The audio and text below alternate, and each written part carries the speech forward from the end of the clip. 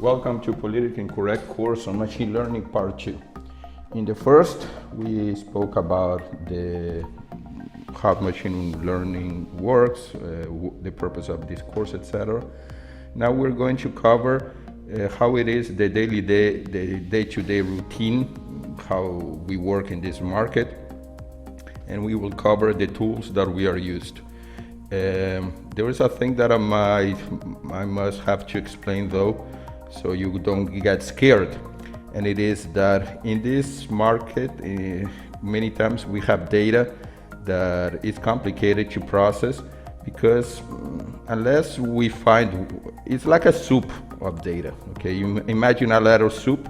Okay, you know that that's data because you see all those letters, but it's just a mess. You need to find ways of making that thing make some sense.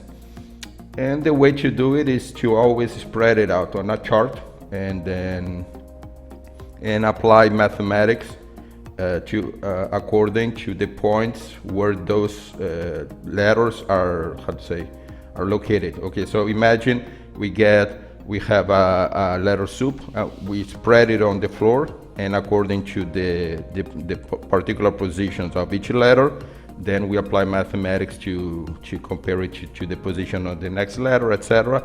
And then we divide the thing on the floor by this way or that other way, and by applying those methods, which are purely mathematical, we find some meaning. Otherwise it's just a letter soup, really. And then so many times you'll see charts and you will be like, yeah, but why these charts? Yeah, because that's the only way that we can work, and that applies only with data that has no label. Okay, I'll explain to that later. So don't be scared. It's actually a way of working, and that's actually pretty interesting way. It's pretty cool, I think. Okay. So remember, machine learning is just statistics done with heavy-duty computers. Okay, that means that statistics that has been around for, like we saw, 1700 is nothing new. But so you're like, okay, so why only now we have it? Because we have too much data. Unless we hire the entire planet to process it, forget it. We will take 100 million years to process all that data. And besides, and then you ask, okay, so why didn't we use computers before? Yeah, we could, but computers were very expensive. Now computers are cheap, thanks in part to China. Thank you, China. And then, so we are able to buy computers that are cheap enough in order to process the amount of data. That's why I always say that at the end, the country mostly responsible for machine learning is not the United States, as one could think, but actually China. But that's my vision, and this is a politically incorrect course.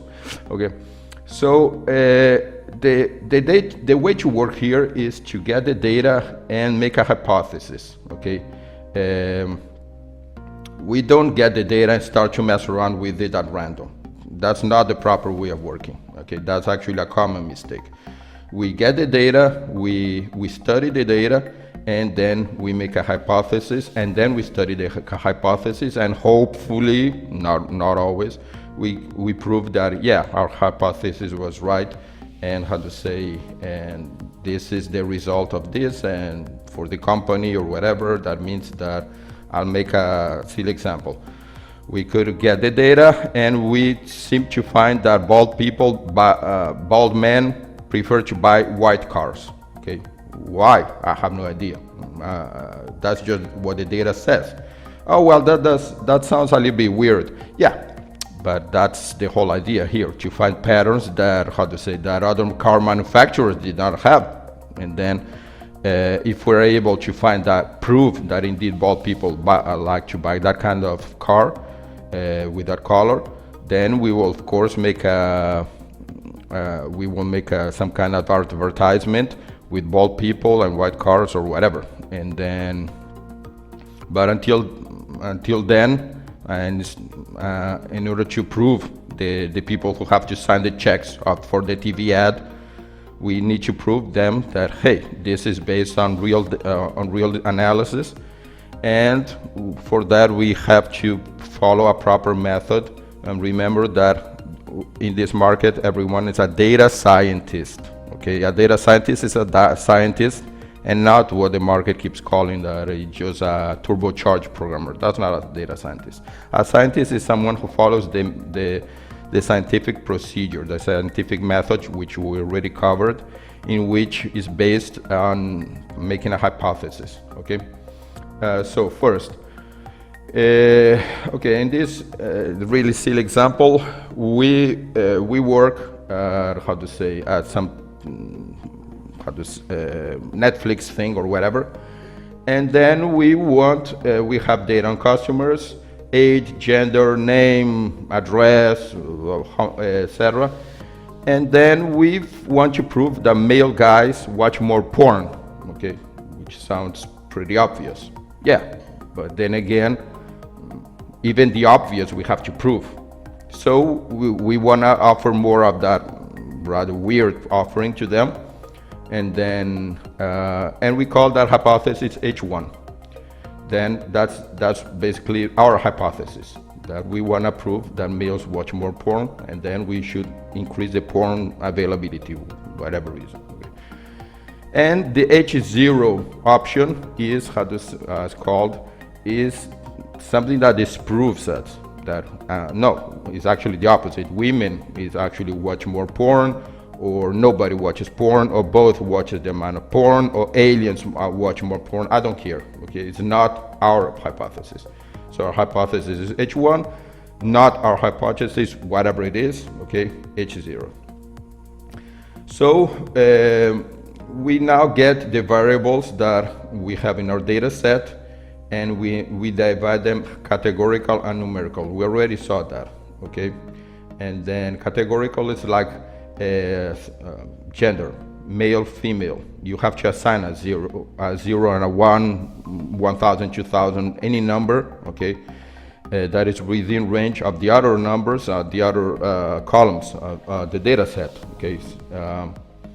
So we divide the variables in categorical and numerical, and we pick the variables that we think that make more sense in our model.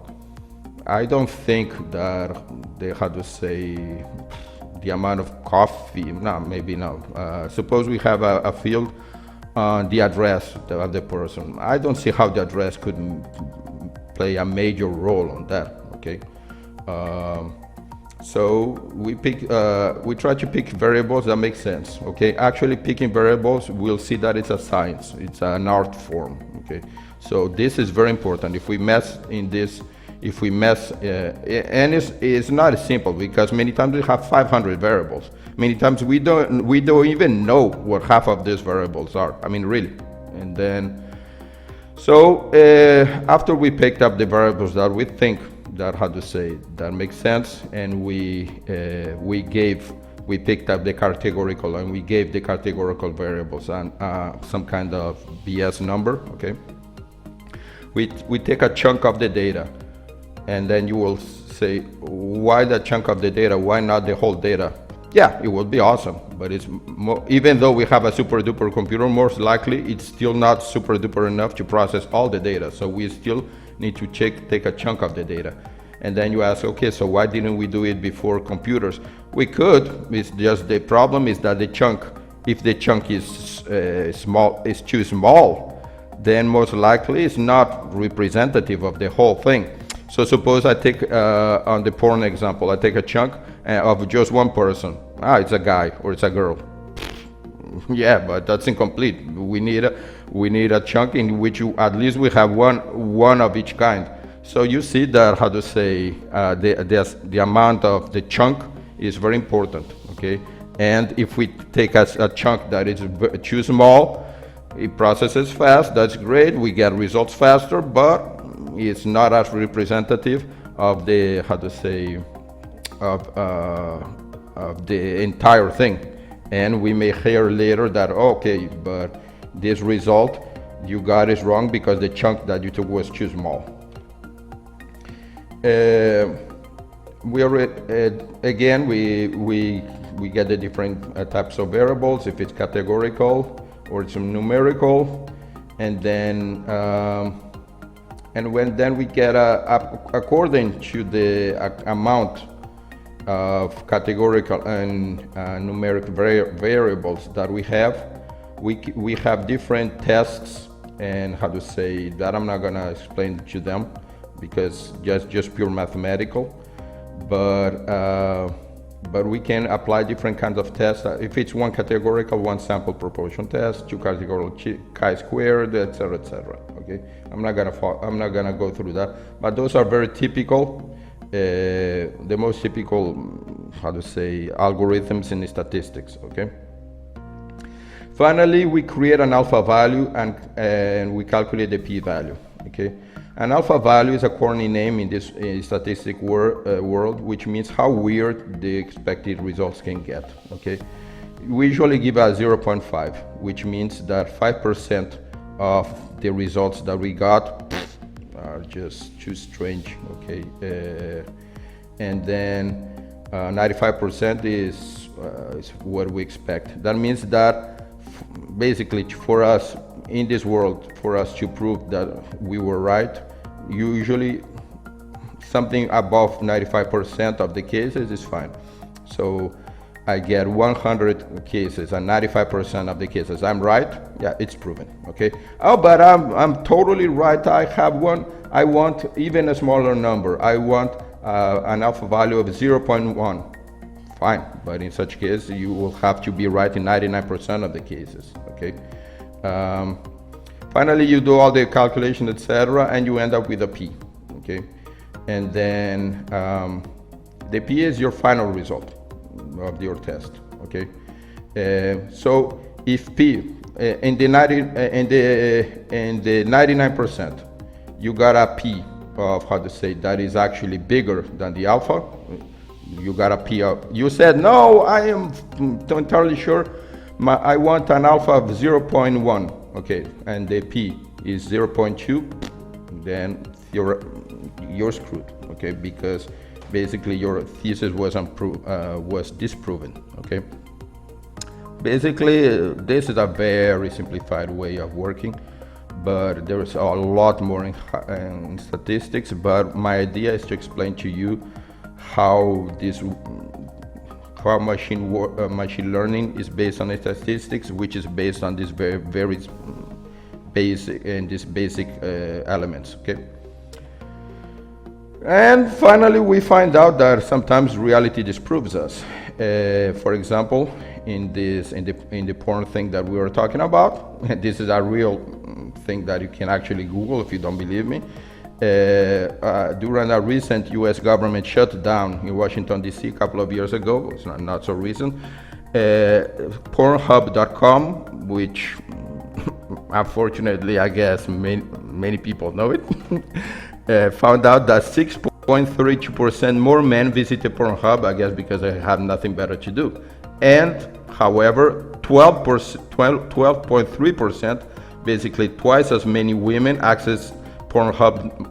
So that's, how to say, that seems to prove that at the end it is women who watch more porn.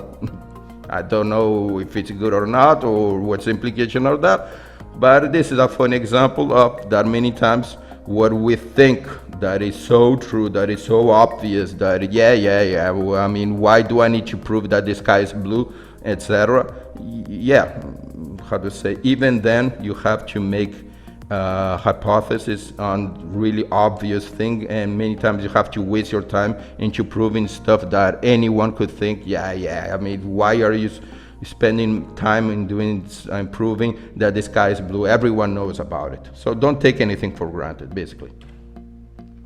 So we have in this many, how to say, problems that we need to, I'm not gonna cover all them in detail. I invite you to read them later on because there are many. One is cherry picking, basically cheating, and that's the most common. Okay, basically you have 10 results, 6 prove that you're wrong and 4 prove that you're right. You take the 4 and you ignore the 6. Sorry, but that's you have more tests disproving you, so you cannot just ignore it. Okay. Data dredging is basically a denial of reality. You read the same test because you can't, how to say, you are so convinced of something that you can't realize that how to say, what you got was the result of chance. Okay, so let me say, gerrymandering is very common in politics. Basically, in politics, you manipulate the boundaries of political districts in order to change the results of an election. So here we divide the data in parts, which in chunks we could benefit us. For example, if we think that this particular chunk seems to have data that proves something that useful for us, then we include it, and we not include this other chunk that, how to say, that we think that it has data that could disprove us. Okay. Sampling bias is basically drawing conclusion from incomplete data. It's very how to say, is when you don't have all the data in your data set, and you already think that you have the right to make assumptions and conclusions about it. Okay. Let me see what else. Publication bias is very interesting. Is when you, how to say, it's like another way of cheating. This is common among scientists, because they do a hypothesis, and they publish a paper, basically studying some cool magazine like Nature or something like that, and then that has happened a lot of times, and major scientists have fallen for that. Basically, you think that, hey, this is having something published in this cool magazine is gonna boost my career, so you make it happen, altering the metrics, altering the algorithm, etc., in order to really support it. That's just cheating. Okay. In your case, you think that if you prove this stuff, it's gonna look great in your career. You're gonna get a raise. The stars will shine in your life, etc. And then you alter the results in order to make it happen. That's just wrong. Okay. So we have, getting into deeper stuff now, more technical. We have in this world 2 learning models. Okay, and these are words that you will listen over and over and over again: supervised and unsupervised learning. Despite the complicated names, it's really simple. Is supervised, you give labels, which I call classes. It's one of these words that I hate. Okay, to the data provided.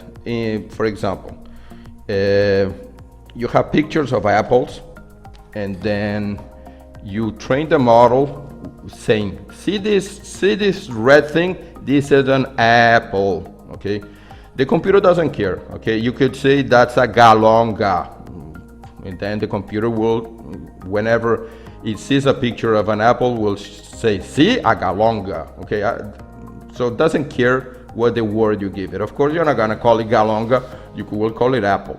Okay, but the important thing is that you give a title to each one of the data that you give. In this example, is pictures of apples. And in supervised learning, you got pictures of different fruits, and you let the computer do its magic. You don't tell, okay, these are fruits. In this picture, you see an avocado, you see a lemon or something, I don't know what that is, and an apple, and then some red thing, I don't know what that is either. And then, but you don't tell the computer what it is. You just feed it with this, and then let the computer divide these pictures into things, okay? And you let the computer decide. I mean, the computer might find that decides to divide it by shape. Okay, in such case you will see that it divided the shapes of apples, shapes of pears, lemons, I don't know what that is, and shapes of avocados or something. Okay, but you see that the apple is red and there's a red avocado. Then it could get the avocados and put it alongside the apples in another thing, and maybe find that green and yellow are close enough, and get the lemons mixed with green avocados. Okay, so this is for me this is the best model, because when you give when you give a label to data, you expect something that has the label or not. So you limit a lot what the computer can do for you. I like unsupervised learning. It's much more complicated, much less used because it's so much more complicated, and because people expect usually to get, if you work at a company, the company doesn't have much time nor interest in just playing with the data to see what happens. It wants results because it's costing money, etc., and it wants to see if it's an apple or not. So most likely you will be working with supervised learning. Then that's the sad story, because if companies knew that how much more they could get from unsupervised learning, but they just don't want to bet on whatever comes out of the computer. They prefer to have something within their range of knowledge. So in this we have the ABCD of methods, which is an acronym that I totally hate because it's not really even ABCD. Classification, that's A, and because you see the red A, that's why it's called. A regression is B because R looks like a B, which is stupid. Clustering is C, okay, that much I can get. And decomposition is D. I don't really think decomposition is a method, okay. And then I think that that is just a subset of clustering, but we'll see that later. And you will see that the first two, classification and regression, are supervised, and clustering and decomposition are unsupervised. Clustering and decomposition, as you can imagine, are harder to understand, okay?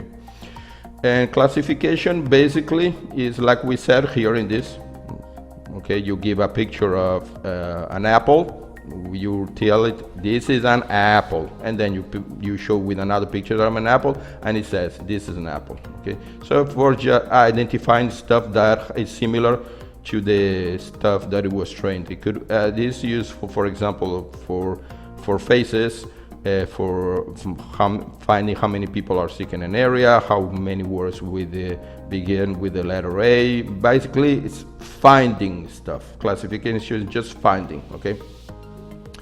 Regression is actually quite simple. Okay, you imagine 1, 2, 3, 4, or the number. What do you think the next number is? 5. Okay, hooray, you are an Einstein. Yeah.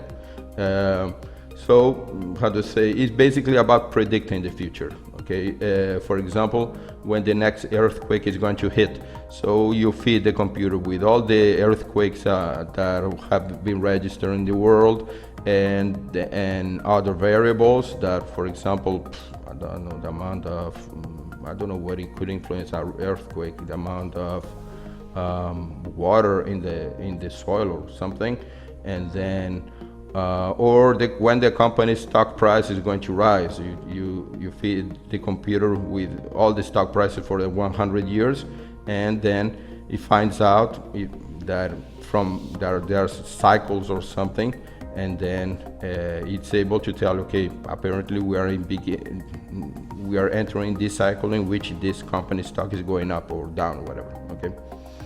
Clustering is like classification, but with unlabeled data. Okay, and then I think that is just a subset of classification. So classification again is with labeled data. If you work with unlabeled data, then we call it clustering.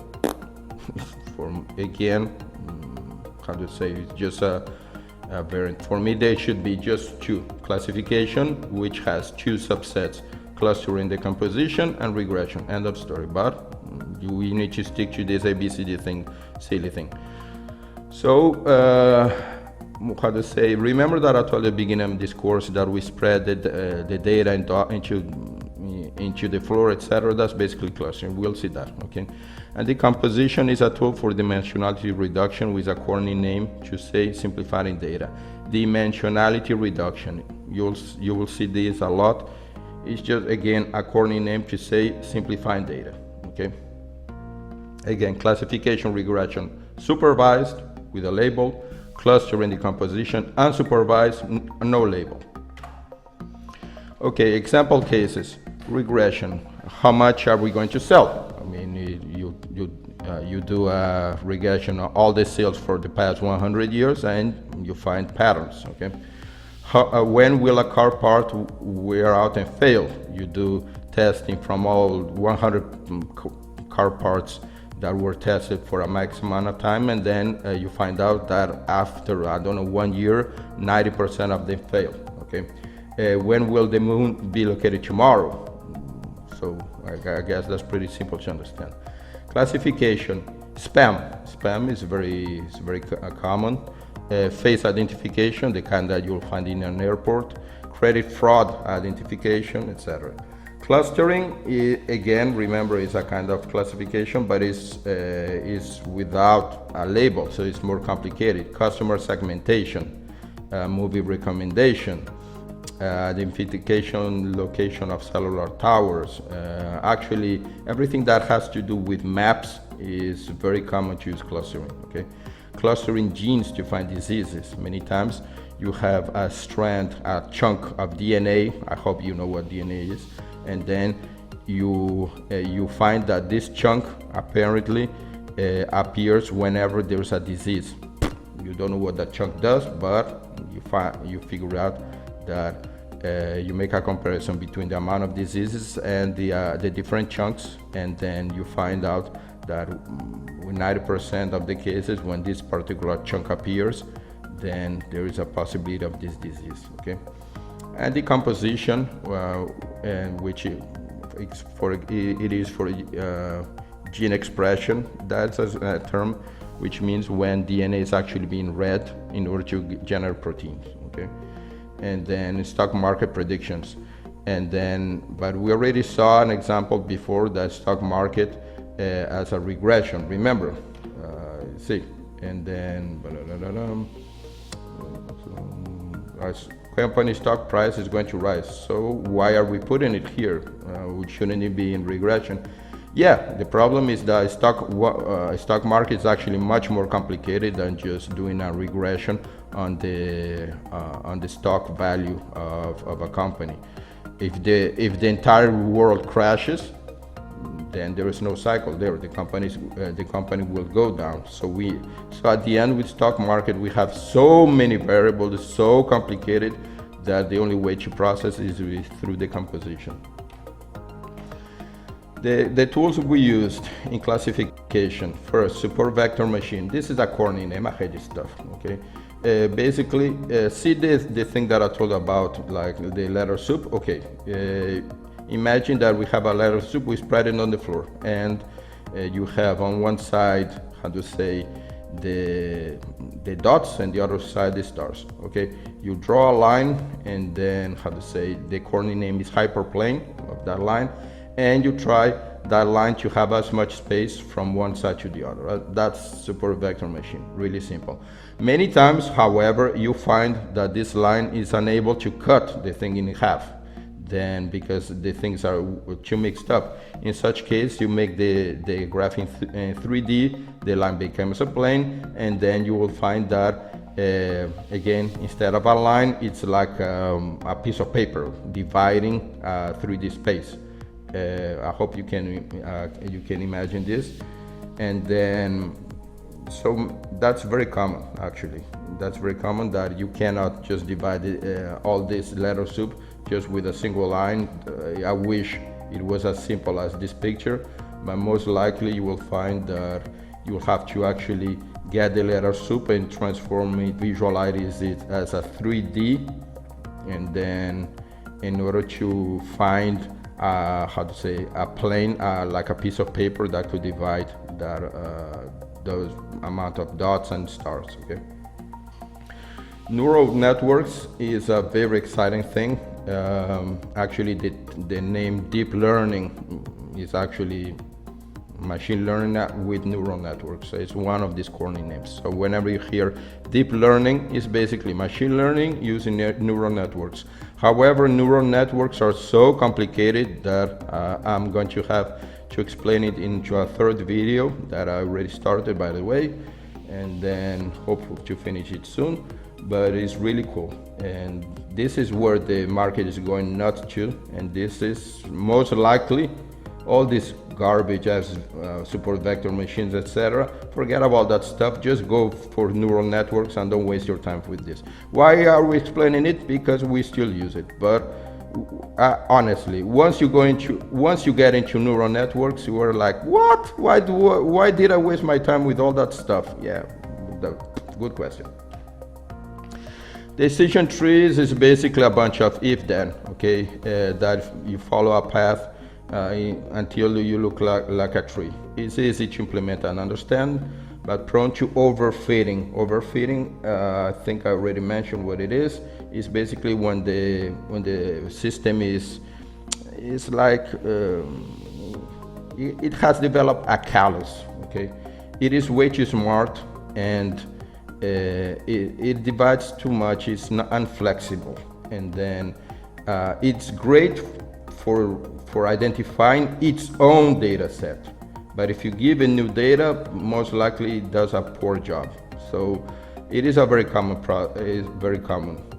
you train the model too much, you go over the hill, and all of a sudden you have a system that it's like when you go and you have a super resume and you can find a job because you're overqualified. Yeah, same thing. Okay.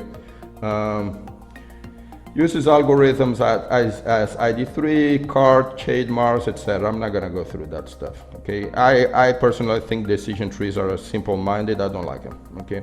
Random forest is just a bunch of decision trees, but with a different. I just said, for example, that you can use algorithms such as D3, etc. Okay. Suppose you get. We apply each one of these algorithms.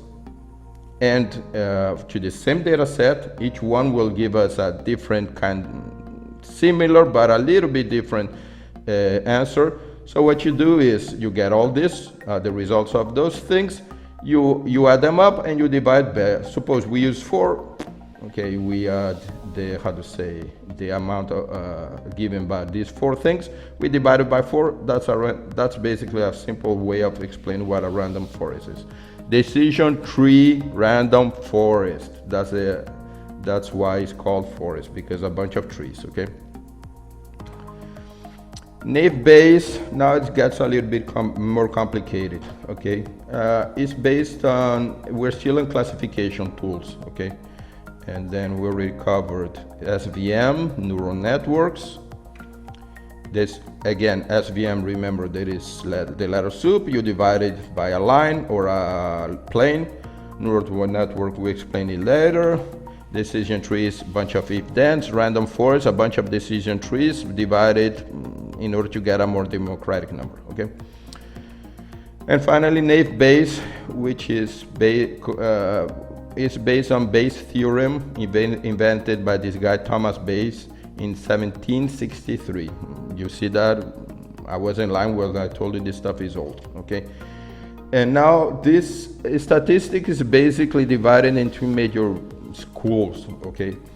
There's the classical school, and then there's Bayesian school. The Bayesian, as you can imagine, is from this Thomas Bayes, who was a priest or someone in England in 1763. Basically, I'm not gonna go much into this because it's way too complicated, but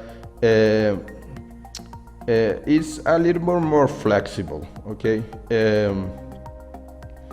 A Bayesian follower will claim, for example, that he can prove mathematically the existence of God. A regular statistic guy will tell you that no, because you cannot create an experiment to prove the existence of God. So Bayesian statistics is not as attached to having an experiment or not. Okay. So within this we have naive Bayes, which is an algorithm that uses this philosophy. Okay. And is usually used with tech stuff such as spam detection and NLP, natural language processing, which I plan to cover it. Hopefully I will, okay? I'm not promising because that's not my main thing, but if I can, I'll definitely cover it later. Naive Bayes has a problem that is called zero frequency, which happens when there is no categorical variable in the data set. So, in a very simple way, that in this mathematics, if all of the sudden in the data set that you're using for testing, it finds a zero, you will try to divide because one of the mathematics involves a division, and then it will do a division by zero, which, as you know, is impossible, and then the whole thing stops. Okay, it crashes. So we do this thing called Laplace smoothing, which is a corny name of just getting and saying that, okay, see a zero, make it into a one. One of these corny names that I don't really understand. Okay, a Laplace, by the way, was a mathematician. The name naive is used because it assumes the features that are going to the model are independent of each other. A feature is basically a variable. You remember the porn thing, the porn model? The variables that we were studying was gender, of course, age, name. I don't think name will make a big part in this model, but gender, of course, amount of videos, of course. All those are features, or aka variables. Okay. So basically the naive means that it understands that variables do not interact with each other. Okay. Again, a feature is a corny name for variables. We will see them again later on. Now, regression. I want to introduce this guy called Harry Sheldon. Harry Sheldon is a fictitious character created by a writer called Isaac Asimov, who was a Nobel Prize of something, I guess physics. And this guy, when I was a kid, I read a book called Foundation, and then which I found pretty boring actually. And then this guy, Harry Sheldon, he created a thing called psychohistory, which mathematically determine what he called the Sheldon plan, because he found out that due to some social problems, the galactic empire will collapse, and then it will normally have a 10 to 30,000 years time span of total chaos. But if mankind follow his plan, this 10 to 30,000 years could be reduced to just 1,000 years. At the end, something happened in the book, I can recall very well, that this guy popped up and the whole thing, the whole statistics became wrong, and I don't recall anymore. But basically, regression is playing this guy, being a Harry Sheldon, predicting the future in terms of the past. So with regression, we have logistic regression, which is basically the same thing as 1, 2, 3, 4, 5, but instead of being linear, it could be 1, 3, 5, 1,000, 1 million, 1 trillion. You get the point. It does not grow step by step. It speeds up. Okay. I'll make an example, a real life scenario. You spend, for example, 1 liter of gasoline by riding your car at 10 miles per hour. If you go to 20 miles per hour, you would think that, okay, if you were using 1 liter, now I will use 2 liters. Nope, actually that's not how cars work. As you press the accelerator, you actually spend more gas than one would think. So you will end up spending 3 liters. And okay, so if I go now to 30 miles, I will spend 4 liters. No, you'll spend 6 liters or something, until you find out that literally you're spending much more gas and you're not really making any progress. You're just wasting your money. Okay, that actually happens. Okay. So logistic regression is a regression that is more common and than the regular regression, simple-minded regression example of 1, 2, 3, 4, 5 that we that we explained. Okay, because in companies we numbers are always logistic for some reason. They accelerate. Okay. Support vector regression is simply an SVM. We already covered it. We will see where's this thing. Support vector machine, but applied to regression. See that I say here. These work well with small data sets and can also be used for regression. So when we use regression, a support vector machine is called a support vector regression. So it's the same thing we saw here, support vector machine, but with a new name. Okay, SGD or stochastic gradient descent regression. Okay, now another of these words that I totally hate. Stochastic is a name that comes from Greek. It means random or chance. Okay, a stochastic method is trying basically to get pattern from chaos. Okay, you get something that looks totally random, and you try to find some pattern or something. You get the flipping of a coin. One will think that it's totally random. Well, a stochastic method is actually trying to find some pattern for whatever reason that seems to happen. Like for example, waves in the beach. There's a study that proved that I can't remember the real numbers, but you can Google it. Every 5th wave is actually twice the size, and every wave number 25 is actually 3 times the size. So if you look at waves at the beach, they look random, but at the end you see that there is kind of a pattern. That's basically what stochastic means. Okay. So gradient descent is how neural networks actually learn. Okay, it's basically a function to find a minimum. Okay, suppose we have a graph, okay, that looks like a curve.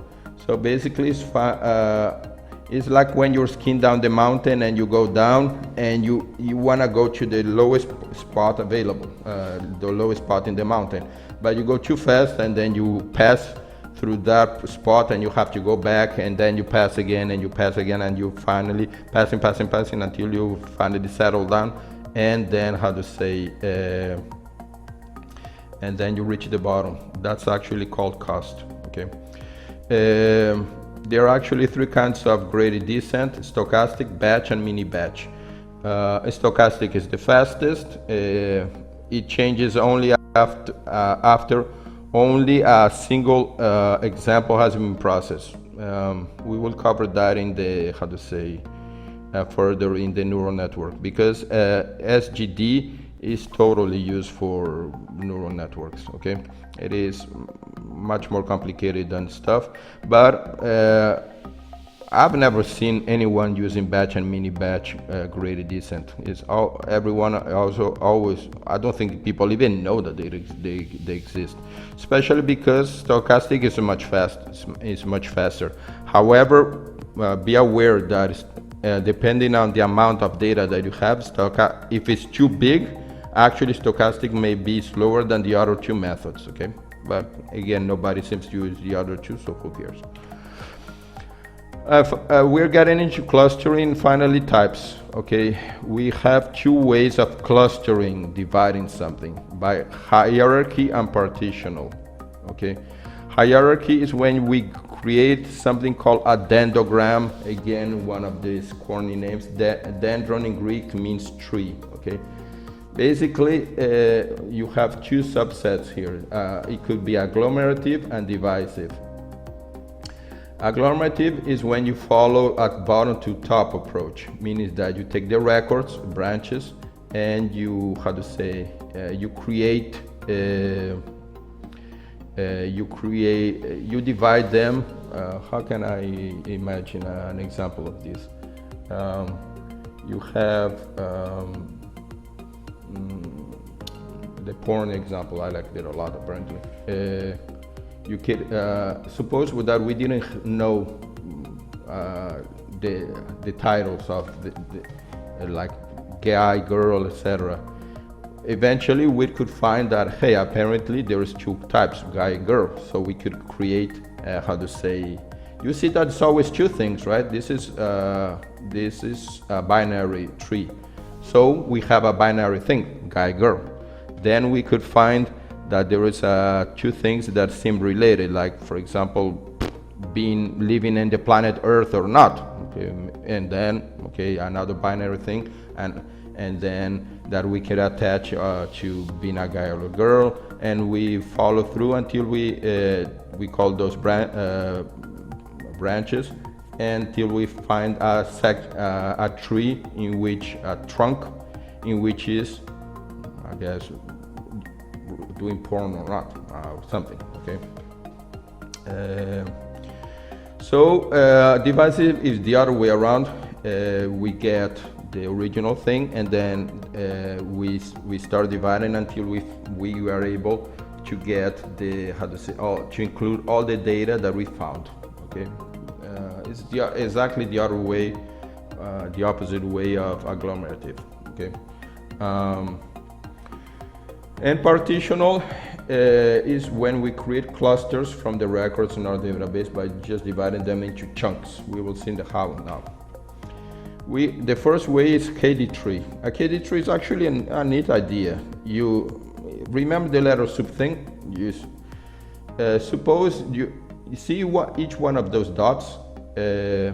Suppose each one of these dots are the letters of the soup, and they are spread on the floor. Okay, so we draw lines that cover these, how to say, these letters, and in a way in which we can actually divide the area, the floor where they are divided, and into as many areas as necessary, and each one of these areas is actually, how to say, has a meaning.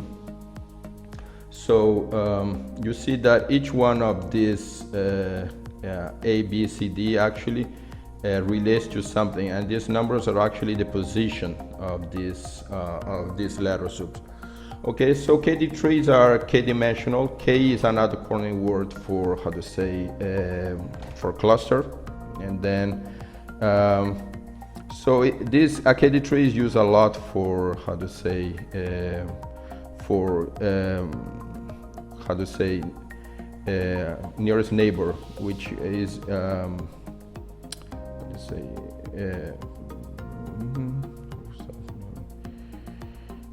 nearest neighbor is used a lot for, like, when you're using Google Maps, and then it tells, okay, near you it's a gas station. Okay. K means, again, K cluster. It means the amount of clusters that will be created. Again, it works a little like something we already covered, in which you get a set of points, again, the letter soup on the floor, okay, and then calculate, and you get random letters, you call them centroids, and then you calculate the distance from centroids to other data. And then you do that a lot of times until you are able to, how to say, to create clusters according to whatever the distance of these other things, other letters, to that initial letter, the centroids that you found. Okay. So far, the method explained here deal with small data sets. So, but we need to, many times we have more complicated data sets, and then this is when decomposition, the final D, remember A, B, C, D, we were talking cluster, now we're talking decomposition. So far the methods here we deal with small data sets, but many times we have hundreds of features. Remember that I said I will explain feature again. And then we actually have a thing called feature engineering, which is a corny name for actually being able to pick up the variables that we think that make more sense. This is just a trial and error thing. With time you get it. And then I just say there is no science here. There's just like sex. I like that stuff a lot apparently in this presentation. I use that a lot apparently. Anyways, you get the point. You can read all the books about it, but unless you have some experience. And then same thing with the feature engineering. You need to, it comes with time, okay? There isn't a book on it. But it's very important in dimensionality reduction because this is basically when you have 500 or 10,000 variables or something, and it's a mess. It gets too big that you simply don't have the time to choose variables anymore, or to make some sense out of the data. So a couple of advice on how to pick the variables is, first, pick variables that are independent of each other. For example, you can pick up a variable of the size of a person, how high he is, in centimeters and in millimeters. Why are we? That will just create noise. The computer will think that this is something important and will add up and do the math, etc., and will just distort the thing. So try to get data that variables that have as little as possible to each other. Okay, that's, of course, I said it at extreme, but address, for example, street and neighborhood. That's again, you're just introducing redundancy. Yeah, it will just distort the calculations. Okay. Again, KISS. Keep it simple, stupid. We can define a city by its name or by its geolocation. It's obvious. This first is easier. So many times we have two variables which both mean pretty much the same. Then get the simpler one.